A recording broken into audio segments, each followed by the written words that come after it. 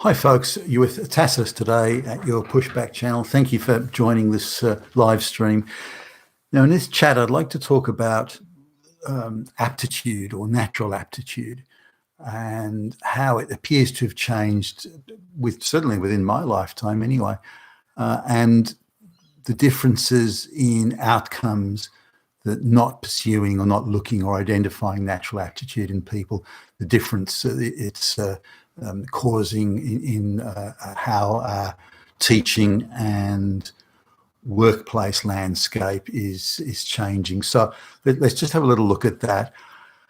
I guess when certainly when I was at school, and I guess in the earlier days of the workplace, there was still this view where teachers at school or supervisors and managers in the workplace would be on the lookout for any natural aptitude you may have.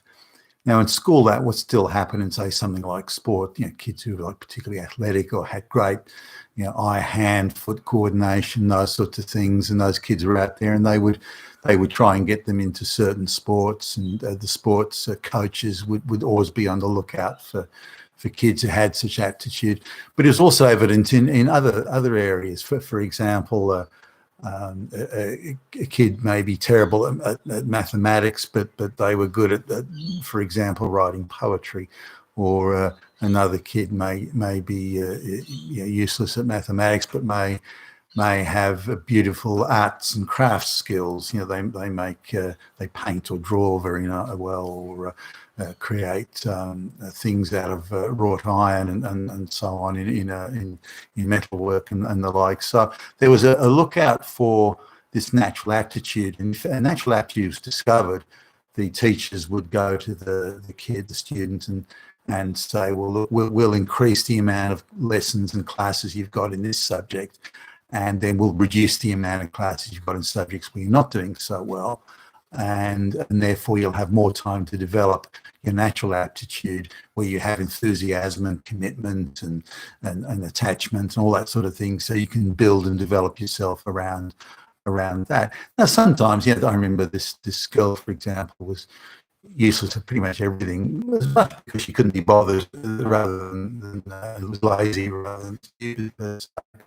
But she could draw very well, and she could do incredible things. On the chalkboard, she would get up and what was a few lines on the chalkboard suddenly would become a dog wagging its tail, or this or that, and I was in awe of this. And wow, how do you do that? And she was very enthusiastic about it. Just had this natural skill and so on. So they gave her extra art classes so she could develop that along additional lines, so I could go from drawing to painting and watercolors and all sorts of stuff. But what it meant was that she was being supported, and what she enjoyed doing, was enthusiastic about doing. Now, how much that would help her out in the wider world was another matter, but at least there was this effort to say, hey, you've got a natural skill here, you're enthusiastic about it, you really want to do it, let's support you in it. And I thought that was a good idea then, and I do now. But it didn't mean that she stopped doing all other classes. She still had to go to English and math, and she still had to do all the other things, but she had more time than would otherwise be the case to dedicate to that.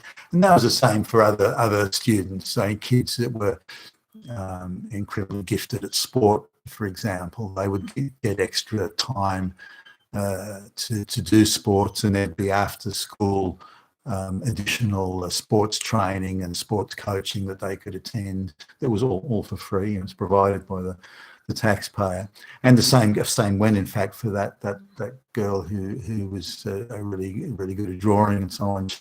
There were after school classes that were held, were available for students who wanted to go, and she went, as I understand it, as I recall, she used to go to those. I don't know how often, but she really enjoyed it. So good on for that. So these are the sorts of things, this looking for natural aptitude. And the same goes in the workplace. Back in the day, which isn't long ago, they were really out looking for any natural aptitude somebody may have had, a worker may have had. And I remember I was in one place where they had a planning sort of thing that was out of date. So So I redid it in my own time and showed it to them. Oh, wow, you seem to have a real aptitude for this.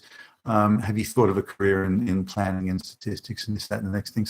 So that there was this on the lookout, and people were being constantly encouraged to try and develop themselves in the area where they had a natural aptitude. Now, there's some benefits here because your training costs decline relative to the benefit you get from the worker or the student or whatever. So if someone has a natural ability and has a natural keenness and enthusiasm about it, then they're going to learn much more quickly. So your training costs will fall in proportion. Whereas if you're trying to train someone who's slow-witted or doesn't want to do it or is doing it under sufferance or protest, then it's going to take a lot longer to get it through. So the natural aptitude thing really had benefits to everybody. So where did this aptitude thing come from? Well, it was uniquely Western because given all the business traveling all around the world, going to every different country and culture and so on, that aptitude thing and that focus on excellence and so on was uniquely Western. And I saw it in Japan, but outside of Japan, it's pretty much uniquely Western as I recall it and as I remember it. I just didn't see it elsewhere. You'd see little pockets of it in, say, South Korea and so on, but generally you would see it in a lot of business traveling. That really that's a Western rarity. So it's chiefly. Not absolutely. Again, there are outliers here, but it's chiefly a Central and West European gig. This idea of aptitude, searching for aptitude of excellence, and so on. Now, part of this is where the West is constantly involved in not so much warfare. Warfare was everywhere over history, but where the Western societies were seeking that one big decisive battle that would decide the game.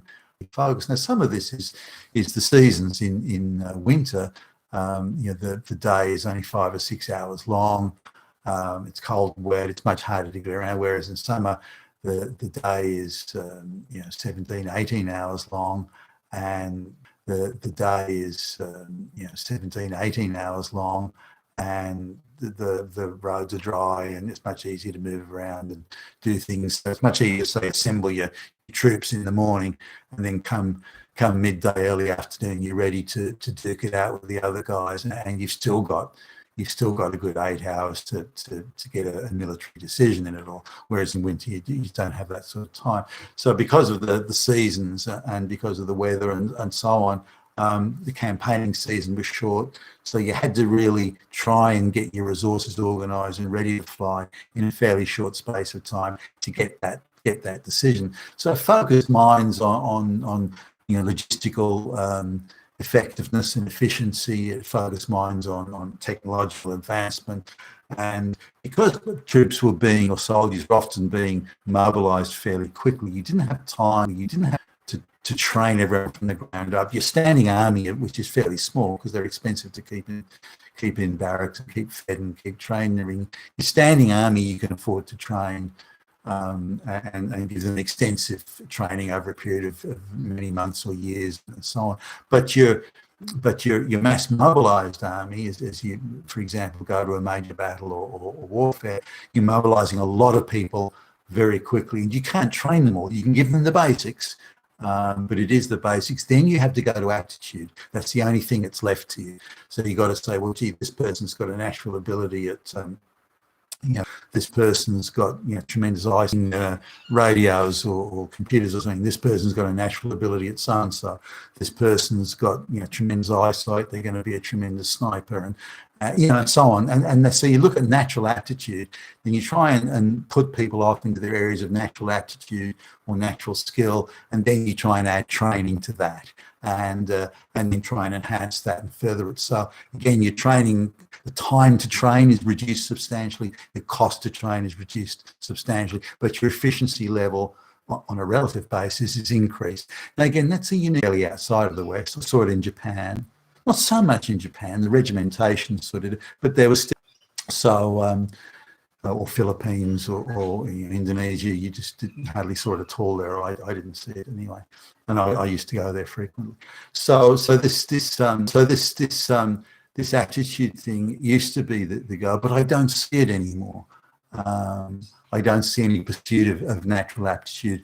There may be somebody, well, I want to be an activist and I want to go to climate change protests and so on.